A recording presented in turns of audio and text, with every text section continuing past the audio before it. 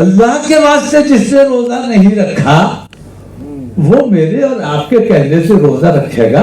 सीधा देवबंद चला गया था, आपको याद होगा। मैं नजवा भी गया, देवबंद भी गया, तमाम मसालिक वालों के पास गया, आपके पास गया।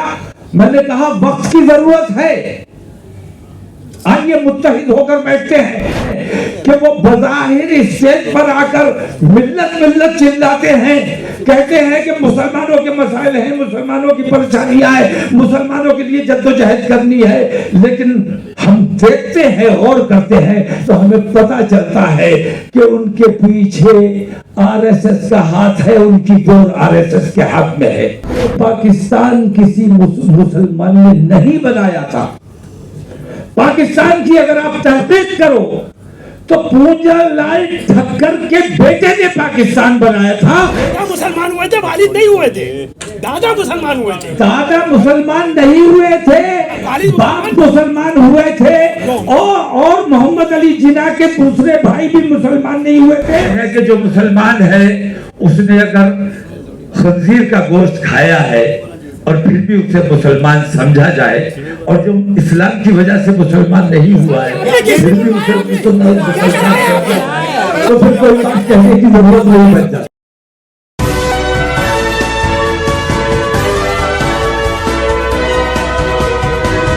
हाज़रीन, सबसे पहले तो मैं खातून पहले खड़ी हुई थी, उनकी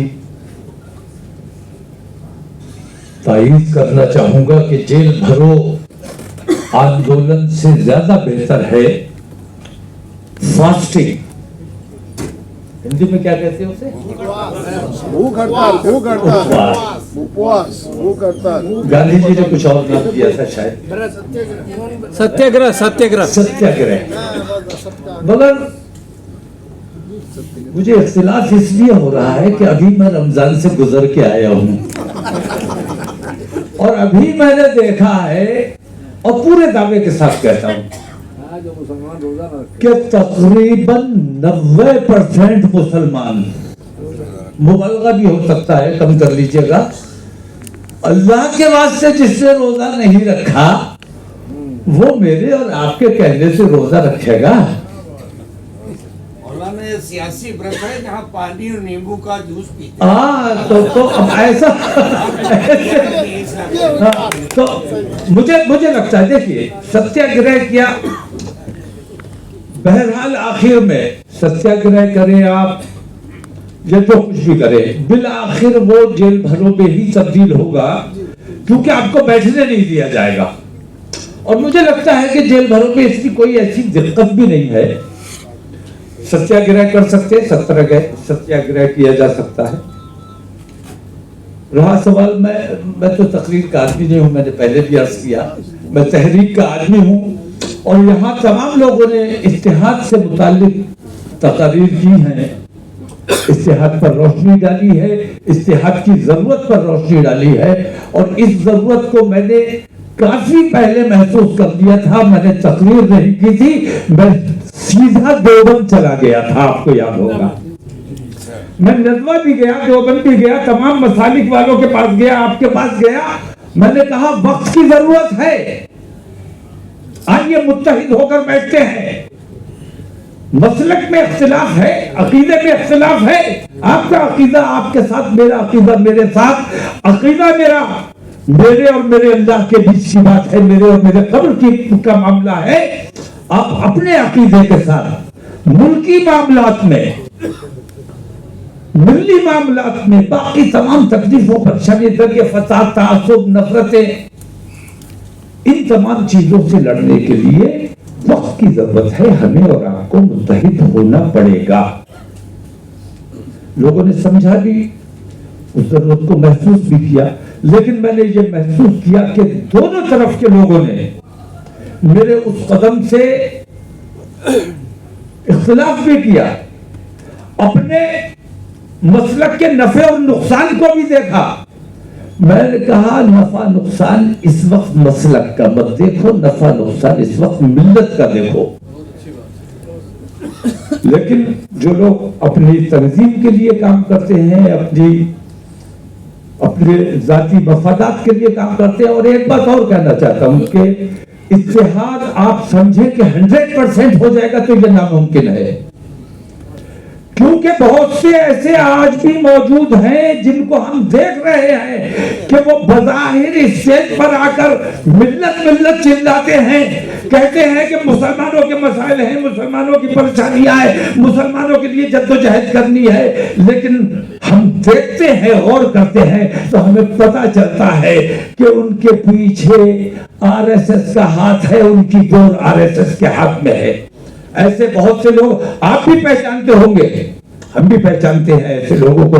और इस वक्त मैं आपको याद दिला दूं, जहां अक्सरियत शायद वाकिफ होगी क्योंकि तमाम दानिश्वर हजरात का मजमा है, आरएसएस की बहुत गहरी साजिशें होती हैं जिनको समझना आसान नहीं है। हिंदुस्तान का बंटवारा हुआ, थोड़ी सी तफसील हो जाएगी, खत्म कर रहा हूं, मेरे ऊपर पाबंदी तो नहीं है। आपकी सदार की तस्वीर है। हिंदुस्तान का बंटवारा आप तमाम हजरात को याद है, और बंटवारे का जिम्मेदार कौन था? लोग कहते हैं मोहम्मद अली जिन्ना। हिंदुस्तान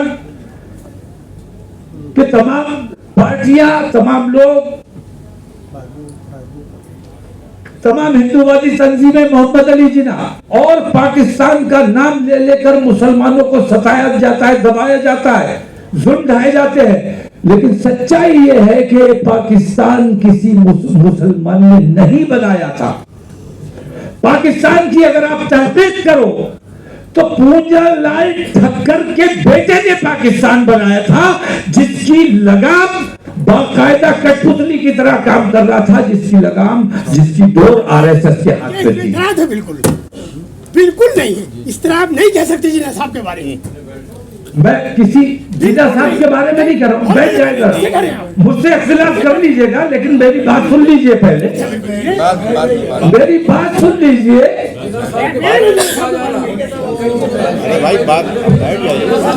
अरे मैं जिन्ना साहब के लिए ये बताएं, पूंजालाल ठक्कर का बेटा कौन था? आपने कल कहा है मोहम्मद अली जिन्ना, आपके अखबार में बयान है। नहीं भाई, आपने सुना नहीं ठीक, बयान है। इस तरह इख्तिलाफ मत कीजिए। आपका बयान का गहरी साजिशों की तरफ तवज्जो देने की जरूरत है।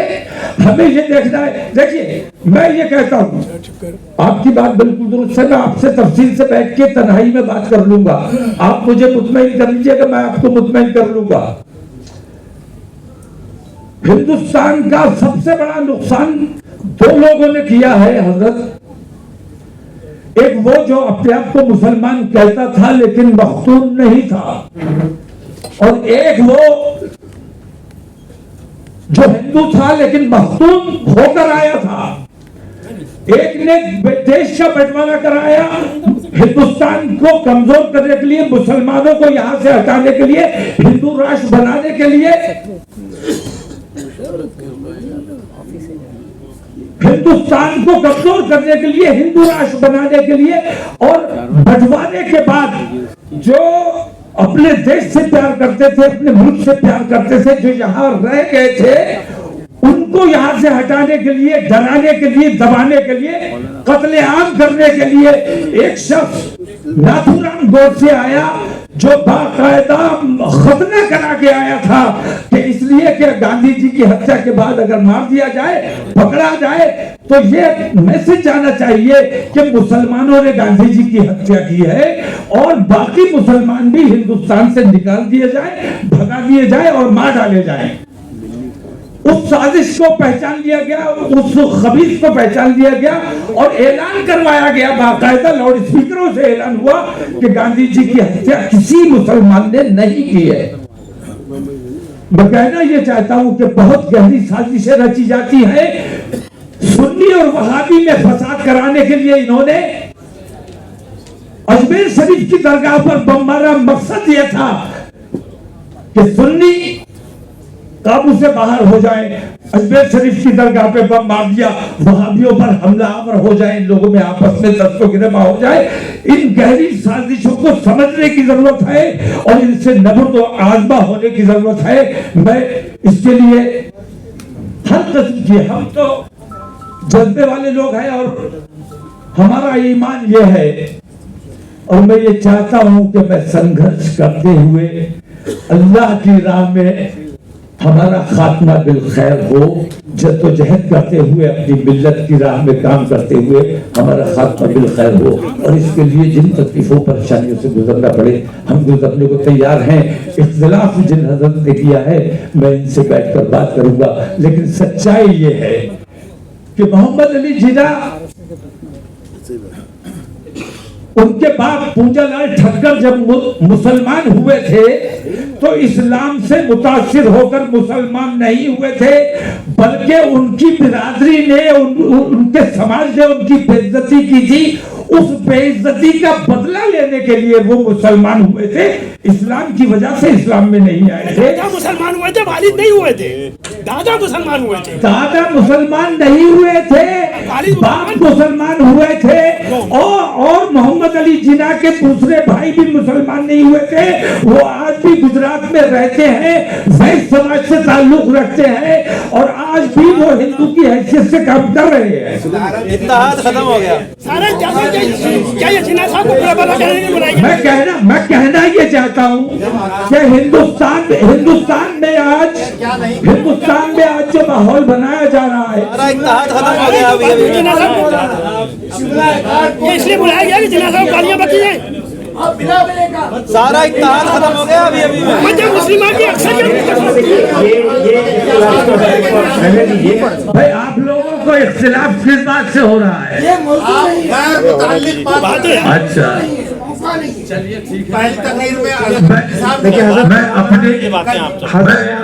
अपनी बात को एक सच्चाई बयान कर रहा था। अगर किसी को नागवार गुजरता है तो, लेकिन सच्चाई ये है कि जो मुसलमान है उसने अगर खंजीर का गोश्त खाया है और फिर भी उसे मुसलमान समझा जाए, और जो इस्लाम की वजह से मुसलमान नहीं हुआ है फिर भी उसे मुसलमान तो फिर कोई बात कहने की जरूरत नहीं बन जाती। मेरे ख्याल में बशीर साहब, मैंने आपसे कहा कि साथ बैठूंगा, बात करूंगा आपसे। क्या कर रहे हैं आप ये सब? क्या कर रहे हैं आप ये सब? भाई जब आकाबरी को पता नहीं है क्या मेरे ख्याल से ये बातें जो आई थी, खैर तो यही खत्म करेंगे, लेकिन इख्तिलाफी मसाइल पे हम लोग बैठ के बात कर लेंगे। तो देखिए ये खत्म कीजिए। अरे ये मौजूद जरूर पढ़ लीजिए। अल्लाहुम्मा सल्ली अला अल्लाहुम्मा सल्ली अला मुहम्मद व अला आलि मुहम्मद।